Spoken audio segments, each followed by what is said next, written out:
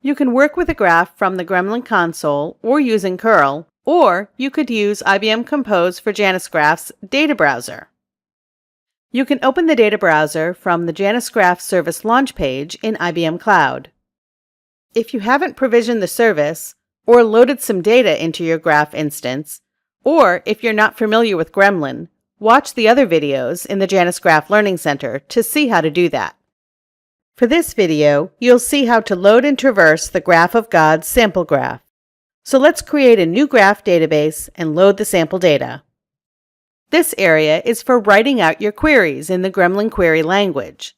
Compose for JanusGraph has a dedicated graph factory called Configured Graph Factory for creating, opening, and closing graphs. And you declare variables using the def keyword. Click the arrow to execute the query. This query creates a graph called example. This is a query response card, which is the result of your Gremlin query.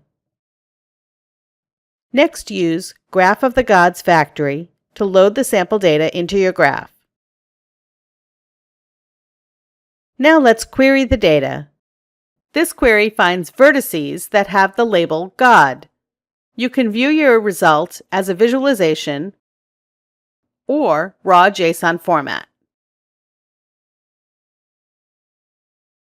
And you can change the label to show a different value, such as name or age. You can copy the query back into the query builder to make a change or to see a multi-line query, and then execute the query again. You can remove an individual query response card, but that doesn't delete any database content. It just removes the card from view. Here's another traversal that's pretty busy. Changing the layout from concentric to the breadth first, grid, or cos layouts provides a better view of the data. This query first filters out the vertices with the label God, then walks out via any edge to the vertices that those edges are connected to.